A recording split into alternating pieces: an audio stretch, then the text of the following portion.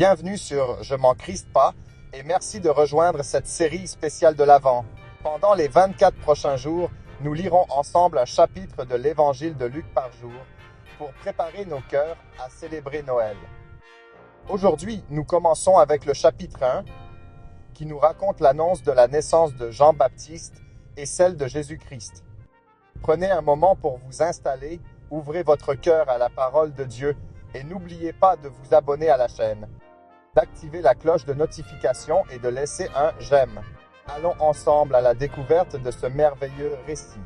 Luc chapitre 1, plusieurs ayant entrepris de composer un récit des événements qui se sont accomplis parmi nous, suivant ce que nous ont transmis ceux qui ont été des témoins oculaires dès le commencement et sont devenus des ministres de la parole.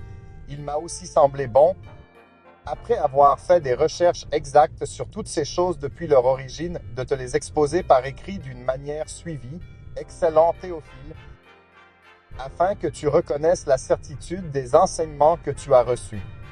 Du temps d'Hérode, roi de Judée, il y avait un sacrificateur nommé Zacharie de la classe d'Abia. Sa femme était d'entre les filles d'Aaron et s'appelait Élisabeth. Tous deux étaient justes devant Dieu, observant d'une manière irréprochable tous les commandements et toutes les ordonnances du Seigneur. Ils n'avaient point d'enfants parce qu'Élisabeth était stérile et ils étaient l'un et l'autre avancés en âge. Or, pendant qu'il s'acquittait de ses fonctions devant Dieu, selon le tour de sa classe, il fut appelé par le sort, d'après la règle du sacerdoce, à entrer dans le temple du Seigneur pour offrir le parfum. Toute la multitude du peuple était dehors en prière, à l'heure du parfum. Alors un ange du Seigneur apparut à Zacharie et se tint debout à droite de l'autel des parfums. Zacharie fut troublé en le voyant et la frayeur s'empara de lui. Mais l'ange lui dit, « Ne crains point, Zacharie, car ta prière a été exaucée. Ta femme Élisabeth t'enfantera un fils, et tu lui donneras le nom de Jean. Il sera pour toi un sujet de joie et d'allégresse, et plusieurs se réjouiront de sa naissance.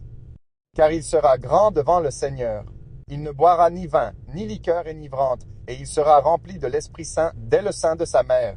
Il ramènera plusieurs des fils d'Israël au Seigneur, leur Dieu. Il marchera devant Dieu avec l'esprit et la puissance d'Élie pour ramener les cœurs des pères vers les enfants et les rebelles à la sagesse des justes, afin de préparer au Seigneur un peuple bien disposé. Zacharie dit à l'ange, « À quoi reconnaîtrai-je cela? Car je suis vieux et ma femme est avancée en âge. » L'ange lui répondit, « Je suis Gabriel, je me tiens devant Dieu. J'ai été envoyé pour parler et pour t'annoncer cette bonne nouvelle. Et voici, tu seras muet, et tu ne pourras parler jusqu'au jour où ces choses arriveront, parce que tu n'as pas cru à mes paroles, qui s'accompliront en leur temps. » Cependant, le peuple attendait Zacharie, s'étonnant de ce qu'il restait si longtemps dans le temple. Quand il sortit, il ne put leur parler, et ils comprirent qu'il avait eu une vision dans le temple. Il leur faisait des signes, et il resta muet. Lorsque ses jours de service furent écoulés, il s'en alla chez lui. Quelque temps après, Élisabeth, sa femme, devint enceinte. Elle se cacha pendant 5 mois, disant, « C'est la grâce que le Seigneur m'a faite, quand il a jeté les yeux sur moi pour ôter mon opprobre parmi les hommes. » Au 6e mois, l'ange Gabriel fut envoyé par Dieu dans une ville de Galilée, appelée Nazareth, auprès d'une vierge fiancée à un homme de la maison de David, nommé Joseph. Le nom de la vierge était Marie. L'ange entra chez elle et dit, « Je te salue, toi à qui une grâce a été faite, le Seigneur est avec toi. » Troublée par cette parole, Marie se demandait ce que pouvait signifier une telle salutation. L'ange lui dit, « Ne crains point, Marie, car tu as trouvé grâce devant Dieu. Et voici, tu deviendras enceinte, et tu enfanteras un fils, et tu lui donneras le nom de Jésus. Il sera grand et sera appelé fils du Très-Haut, et le Seigneur Dieu lui donnera le trône de David, son père.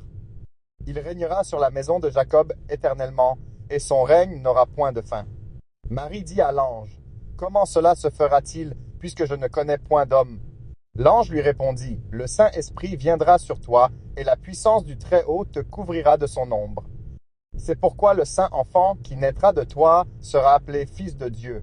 Voici Élisabeth, ta parente, a conçu, elle aussi, un fils en sa vieillesse, et celle qui ait été appelée stérile est dans son 6e mois. Car rien n'est impossible à Dieu. » Marie dit, « Je suis la servante du Seigneur, qu'il me soit fait selon ta parole. » Et l'ange la quitta.